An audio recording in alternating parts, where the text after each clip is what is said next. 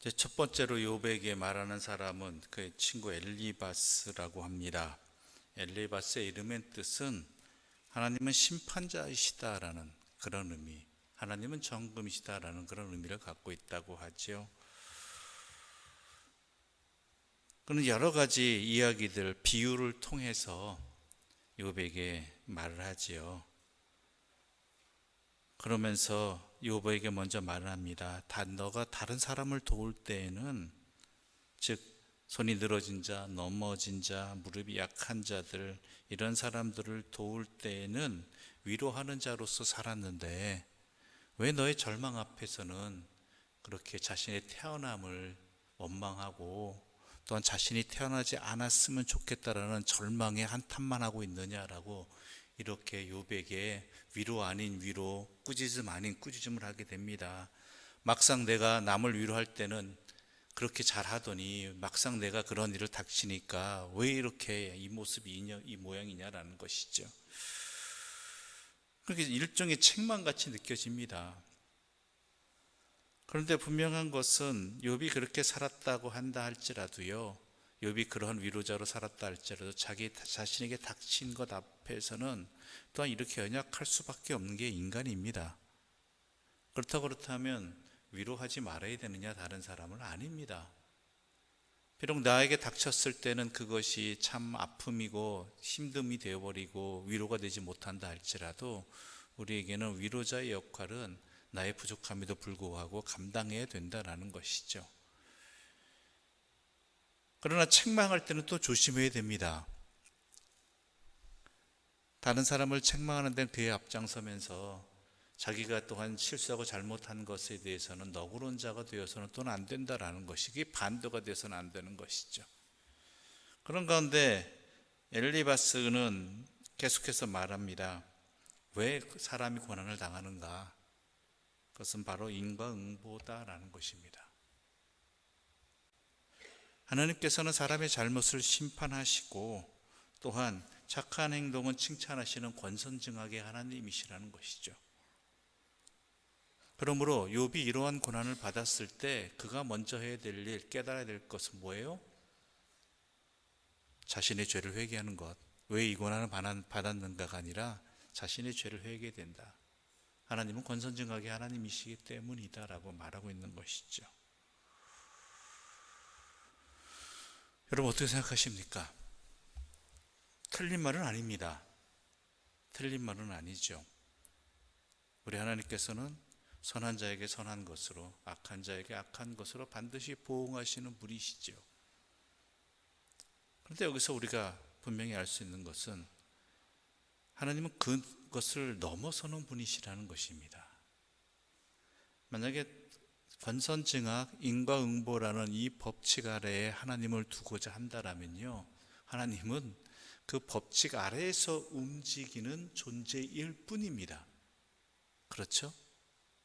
그리고 우리 자신만 보아도 그렇죠.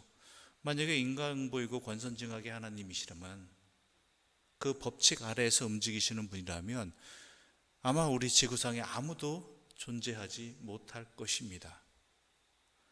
우리가 지금 이 자리에 하나님의 사람이라고 이야기하며 나올 수 있는 것, 하나님께 기도할 수 있는 것, 아니 숨을 쉬며 살아갈 수 있는 그 모든 것조차도요, 우리 하나님은 권선징악의 하나님, 인과응보의 하나님을, 물론 그 법칙을 사용하시지만 그것을 넘어서는 그 모든 것들을 포괄하시는 하나님이시기 때문이지요.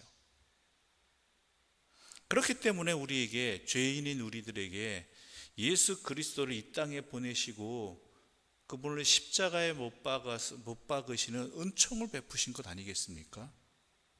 인과응보라면 우리가 주님이 이 땅에 오신 것이 우리에게 선한 행동, 우리가 선한 행동을 했기 때문이라는 엉뚱한 결론에 이르게 된다라는 것입니다. 그렇다고 다시 한번 말씀드립니다. 인과응보를 무시하시는 하나님 아니십니다. 그러나 하나님의 섭리 가운데 한 방법이지, 물론 주된 방법이겠지만 그것을 넘어서서는 하나님의 자비와 은총이 있다라는 것이죠. 그리고 또 다른 하나는 뭐겠습니까? 이유 없는 고난도 있다라는 것입니다.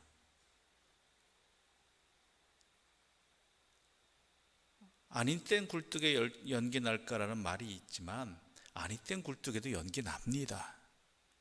그런 일을 겪는 경우도 있다는 것이죠. 내가 잘못하지 않았어도 어려움 당하고요, 고난 받기도 하고 억울한 일 당하기도 합니다.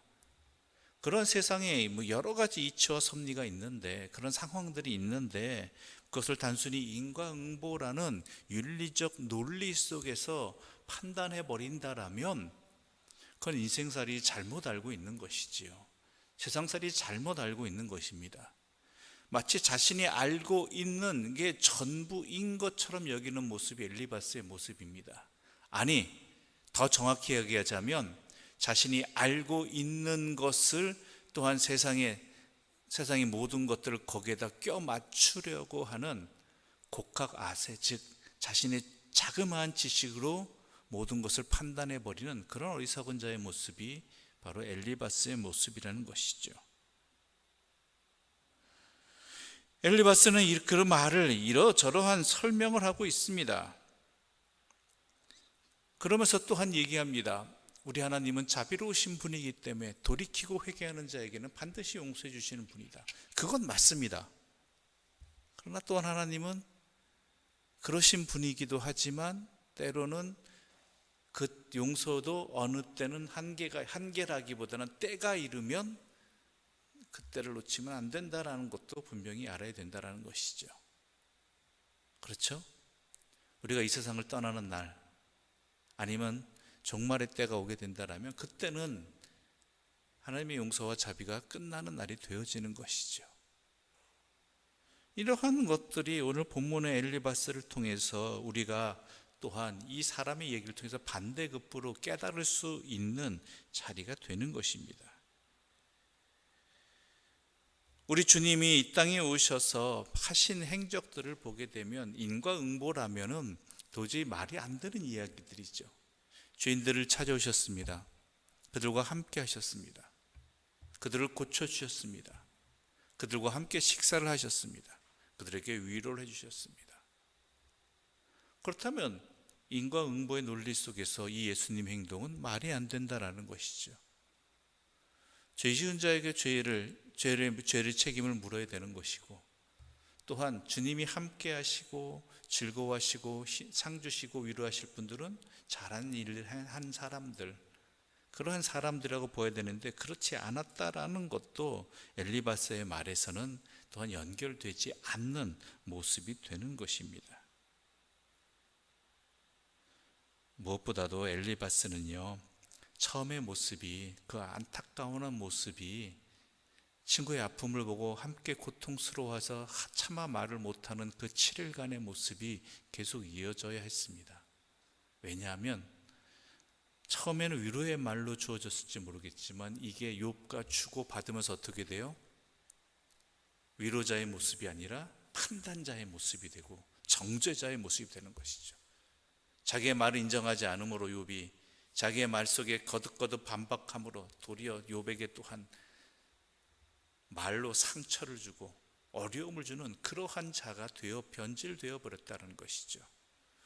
우리는 때로 말로 누군가에게 권면할 때 있습니다. 권면하지 말라는 이야기 아닙니다. 권면할 때가 있고 위로할 때가 있고 또한 올바름을 판단하도록 도움을 주는 때도 분명히 있습니다. 있어야 되지요. 그럴 때 혹시 내가 그러한 가운데 내 자리를 잃어버리진 않았는지, 역할을 놓치지는 않았는지, 처음엔 좋은 의도로 시작했던 것이 나중에는 감정 싸움이 되어지고 판단의 옳고 그름의 정죄가 되어버리진 않았는지 분별해 보아야 된다는 것이죠. 우리가 잘 알다시피 애들이 싸우다가 결국은 누구 싸움이 되어버립니까? 말리는 사람의 싸움이 되어버립니다. 부모의 싸움이 되어버린 게 바로 그 이유이죠. 그렇지 않을 수 있도록 해야 된다는 것입니다. 또한 우리는 알고 있습니다. 욥이 당하고 있는 이 고난은 일반적인 방법으로는 도저히 해결할 수 없는 특별한 상황이라는 것이죠. 특별한 상황. 이러한 상황이 욥에게만 벌어지는 법은 아니라는 것입니다.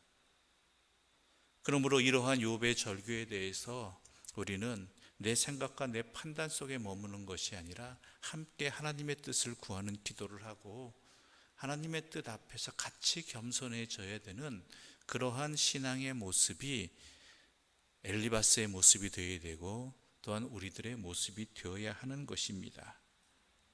여러분, 물론 우리에게 경험은 소중합니다. 우리가 지금까지 알고 있는 바는 소중한 것들이고 귀중한 것들입니다. 그러나 그것만이 전부는 아닙니다. 이것을 항상 놓치지 마시고, 그렇지만 위로할 때는 또한 겸손하게 위로하시고, 함께 기도할 때는 같이 기도하시고, 그리고 무엇보다도 또한 주님의 뜻을 구하는 지혜로운 자로서의 그 역할도 함께 감당하시는 하나님의 사람들 되시기를 간절히 소망합니다. 기도드리겠습니다. 하나님 아버지, 감사합니다. 엘리바스의 모습을 통해서 우리 자신을 보게 해주셔서 감사합니다. 마치 내가 알고 있는 것이 전부이고 내가 판단하는 것이 전부인 것처럼 교만에 빠질 수 있는 우리들입니다. 솔직히 그래 왔습니다. 그리고 내 말을 인정하지 않을 때에는, 또한 듣지 않을 때에는 더 깊은 감정으로 판단해 버리고 또한 정죄해 버리는 모습으로 이어졌습니다. 그래 하나님의 뜻을 구하기보다는 내 생각과 내 경험 안에 머물었고 또한 그것을 다 타인에게 강요하기도 하였습니다. 그런 우리들의 모습이 있었고 그로 인해 상처받은 사람들이 있다라면 주여 우리로 하여금 깨닫게 해주시고 용서하여 주시옵소서. 이제부터라도 하나님 앞에 선자로 같이 서게 하여 주시옵소서. 힘들고 고통받는 자들이 하나님 앞에 서 있듯이 우리 또한 하나님 앞에 서 있게 해주시고 하나님의 위로와 하나님의 사랑으로 함께하게 하여 주시옵소서. 무엇보다도 하나님의 섭리 앞에 겸손한 자가 되게 하여 주시옵소서. 영원하신 하나님 앞에 우리가 더 많은 것을 하나님을 알고자 하는 진실한 노력으로 다가서게 해주시고 겸손한 섬김으로 나아가게 하여 주시옵소서. 그래 그 모든 상황 속에서 하나님을 더 깊이 아는 그러한 복을 누리게 해주시고 또한 하나님의 사랑으로 말미암아 함께 위로하고 함께 돕고 또한 같이 슬퍼할 줄 아는 믿음의 사람들 되게 하여 주시옵소서. 이 모든 말씀 예수님의 이름으로 기도드립니다. 아멘. 하늘에 계신 우리 아버지, 아버지의 이름을 거룩하게 하시며 아버지의 뜻이 하늘에서와 같이 땅에서도 이루어지게 하소서.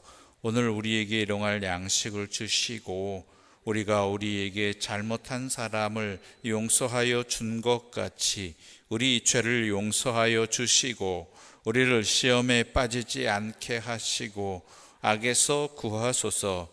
나라와 권능과 영광이 영원히 아버지의 것입니다. 아멘.